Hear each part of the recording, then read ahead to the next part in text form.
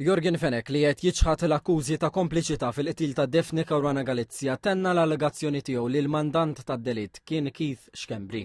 Fil-kontro eżami l-prosekutur Godwin Cini konfronta lil Fenek bid-dikjarazzjoni li kien tal-pulizija li fija qal li għadda madwar 400,000 euro lil Melvin Thoma biex jaslu ant l-aħwa de Giorgio.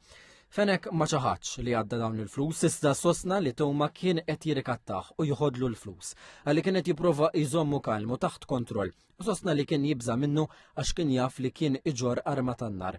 Il-prosekuzzjoni iżda provat tikkontesta l-istampa li Thoma kien il-persuna b'saħħitha fir-relazzjoni bejniethom. Permezz ta' komunikazzjonijiet elettroniċi Cini staqsa lil Fenek dwar l-aċċess li kellu għal uħud mill-aktar persuni influenti fil-politika, fil-pulizija u f'entitajiet regolatorji. Fosthom issemmew l-eks Prim Ministru Joseph Muscat, Keith Schembri, Konrad Mizzi, l-eks Deputat Kummissarju Silvio Valletta, l-eks Supretendent Ray Aquilina, Johan Buttigieg, Marvin Gherty u Heathcliff Farrugia. Dwar Ray Aquilina l-ġurati intweraw telefonati bejnu u Fenek permezz ta' signal. Intweret ukoll komunikazzjoni li fija Fenek talab l-segretarja tiegħu biex isem Aquilina ma jitniżilx fir-reġistru tal-viżitaturi meta mar jiltaqa' miegħu f'Porto Maso. Fenek ċaħat li qatt tkellem miegħu dwar Melvin Thoma. Il-ġurati intweraw ukoll ċet bejn Fenek u Joseph Muscat li kien f'grupp ma' Keith Schembri. F'Jannar tal-2019 Muscat kien staqsa lil Fenek dwar jekk wasalx qawwi u sħiħ. Fenek wieġeb li l-mowbel tiegħu kien instiraq f'Miami u li minkejja li sabu kien ħassar id-dejta kollha mill-bot. Meta mistoqsi dwar dan, Fenek qal ma jiftakarx x'rid ifisser. Dwar Konrad Mizzi intweraw messaġġi li fihom dan qallu jħassar WhatsApp u l-messaġġi kollha permezz tal-laptop.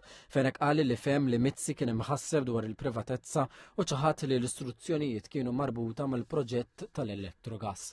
F'ċett mal-ex kummissarju tat-taxxi Marvin Gherty, Fenek jirrefera għal Daphne Caruana Galizia bħala saħħara u ammetta li kienet jirreferi għal ġurnalista iżda sostna li dan kien kliem ikraħużat fiċ-ċiriki li kienu jiffrekwenta u li ma kellux raġuni għaliex ikun irrabjat magħha.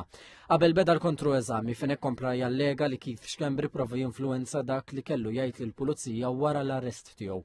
Qal li rċieva żewġ noti minn għandu u ddiskrivihom bħala skript li Schembri rridu jsegwi biex jikseb maħfra presidenzjali. Fenek qal li beda jsemmi lil Schembri mal-investigaturi wara li t-talba tiegħu għal maħfra ġiet miċħuda. Allega wkoll li l-pulizija kienet qed tikkollabora ma' Schembri u ċaħat li kien biddel il-verżjoni tiegħu. Fenek ċaħat ukoll li kienet jipprova jaħrab minn Malta lejlet l-arrest tiegħu u ddiskriva l-operazzjoni fuq il-baħar bħala teatrin. Qal li kien sjuħ li taħ il-pariri jitlaq mill-pajjiż wara li dan tkellem ma' Schembri. Huwa allega wkoll li fil-ħabs inżamm f'detenzjoni solitarja u ngħata trattament degradanti. Filwaqt li ringrazzja l-ħaddiema tal-ħabs sostna li rjusi kbar fit-tmexxija kellhom ordnijiet biex jittrattaw ħażin. Fix-xhieda tiegħu Fenek skuża ruħu mal-ġurati talli l-ġuri qed iżommhom il-bot mill-familji tagħhom. Qal li jagħmel żbalji kbar iżda esprima fiduċja li l-verdett tagħhom jagħmel ġustizzja miegħu u mal-familja tiegħu. Il-kontro eżami tal-prosekuzzjoni se jkompli nhar it-tnejn.